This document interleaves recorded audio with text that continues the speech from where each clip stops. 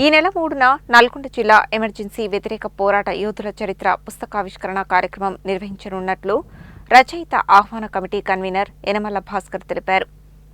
నల్గొండలోని strain హోటల్లో జరిగే ఈ కార్యక్రమానికి బీజేపీ రాష్ట్ర అధ్యక్షులు రామచంద్రరావు హాజరవుతున్నారని, ఈ కార్యక్రమాన్ని విజయవంతం చేయాలని కోరారు.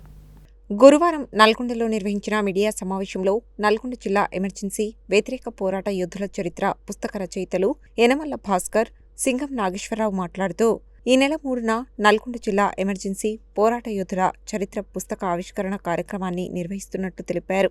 ఈ కార్యక్రమానికి తెలంగాణ బీజేపీ రాష్ట్ర అధ్యక్షుడు రామచంద్రరావు హాజరవుతారని, ఈ కార్యక్రమాన్ని విజయవంతం చేయాలని పిలుపునిచ్చారు. ఈ కార్యక్రమంలో ఆహ్వాన committee convener Yanamala Bhaskar, Singam Nageswararao, co convener Dongari Yadagiri, Mittapalli Ramakrishna, రచయిత చింత ముత్యాలరావు, దాసరి వెంకన్న తదితరులు పాల్గొన్నారు.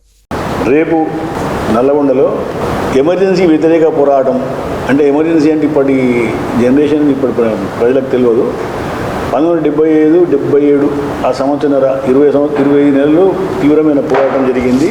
అప్పటి ప్రధానమంత్రి శ్రీమతి ఇందిరాగాంధీ గారు తన యొక్క పదవీకాంక్షతోటి అలహాబాద్ హైకోర్టు ఇచ్చిన తీర్పును పక్కన పెట్టి అర్ధరాత్రి ఈ దేశం మీద ఎమర్జెన్సీ విధించింది.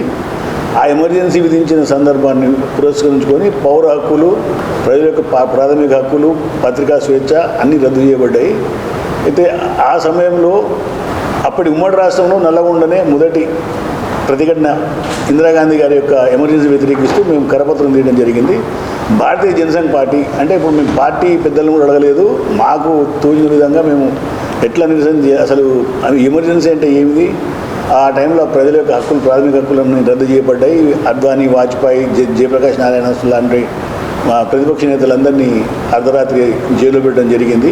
ఆ 18-19 నెలల తీవ్రమైన పోరాటంతో మళ్ళీ భారతదేశంలో ఎన్నికలు పెట్టి ఇందిరాగాంధీ ఓడిపోవడం, జనతా పార్టీ రావడం, మళ్ళీ ప్రజాస్వామ్యాన్ని రక్షించే ప్రజాస్వామ్యం పునరుద్ధరించబడ్డది. దాన్ని పురస్కరించుకొని ఈ చరిత్ర అంటే ఇప్పటికి 70 తర్వాత పుట్టిన వాళ్లకు ఆ ఎమర్జెన్సీ అంటే ఏందో తెలియదు, ఎమర్జెన్సీ అనుభవాలు తెలియదు, అంత ఇప్పుడున్నట్టే సాఫ్ట్గా ఉంది అనుకుంటారు.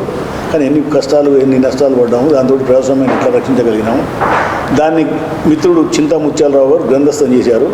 ఆ జైళ్లలో పోయిన వాళ్ళ అంటే అరెస్ట్ అయ్యి జైళ్ళకు పోయిన వాళ్ళు ఒక 60-65 మంది ఉంటే, అజ్ఞాతంలో పనిచేసిన వాళ్ళు ఒక 60-70 మంది ఉన్నారు. ఇవాళ వాళ్ళందరూ కూడా దాదాపు సగం మంది కంటే ఎక్కువ పోయారు. తొలి అరెస్ట్ నాదే నల్లగొండలో. అప్పట్లో నాతో పాటు ఇంకో 3 మిత్రులు అరెస్ట్ అయ్యారు. దాంతో ఆ పోరాటం అట్లే కంటిన్యూ అయింది. దాన్ని మంచిగా అంటే తన యొక్క శైలితోటి చింతముత్యాలరావు గారు దాన్ని గ్రంథస్థం చేశారు. రేపు ఆ పుస్తకాన్ని ఆవిష్కరించడానికి భారతీయ జనతా పార్టీ రాష్ట్ర అధ్యక్షులు శ్రీ రామచంద్రరావు గారు వస్తున్నారు. పుస్తక ఆవిష్కర్త మరియు నాగం జనార్దన్ రెడ్డి, డాక్టర్ వర్షిత్ రెడ్డి బీజేపీ జిల్లా ప్రెసిడెంట్, ఇతరుల పెద్దలు వస్తారు. హోటల్ స్టెయిన్లో, క్లాక్ టవర్ దగ్గర ఉన్న స్టెయిన్ హోటల్లో ఉదయం 11 గంటలకు ప్రోగ్రాం ఉంటుంది. దాంట్లో వక్తలు, ఎప్పుడు మాతో పాటు పోరాటంలో పాల్గొన్న పెద్దలు అందరూ ఉపన్యాసాలు ఉంటాయి. ఆర్ఎస్ఎస్ జ్యేష్ఠ ప్రచారక గారు శ్రీ రామచంద్రయ్య గారు ఉంటారు.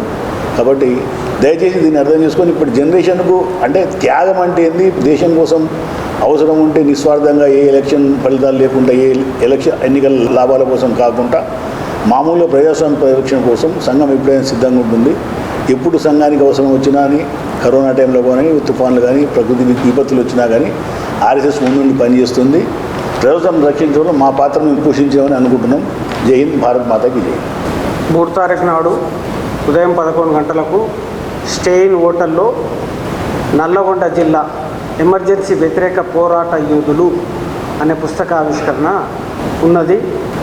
ఈ పుస్తకాన్ని ఆవిష్కరణ చేయడం కొరకు తెలంగాణ బీజేపీ రాష్ట్ర అధ్యక్షుడు రామచంద్రరావు గారు, మరి ఆర్ఎస్ఎస్ ప్రచారకు జ్యేష్ఠ ప్రచారకులైనటువంటి రామచంద్రయ్య గారు తదితర వక్తలు పాల్గొంటున్నారు.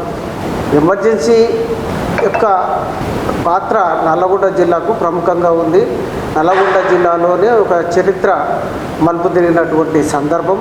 ఆ సందర్భాన్ని పురస్కరించుకొని ఎమర్జెన్సీ వ్యతిరేక పోరాట యోధులు నల్లగొండలో ఉన్నటువంటి వాళ్ళ యొక్క జీవిత చరిత్రని, వారు చేసినటువంటి పోరాటాలని ఈనాటి యువతరానికి అందించడం కోసం ఈ పుస్తకాన్ని రచించడం జరిగింది. ఈ పుస్తకాన్ని ఆవిష్కరించడానికి వస్తున్నందుకు వారికి అందరికీ నేను అభినందన తెలియజేసుకుంటూ ఈ కార్యక్రమంలో పాల్గొని జయప్రదం చేయాల్సిందిగా విజ్ఞప్తి చేస్తున్నాను.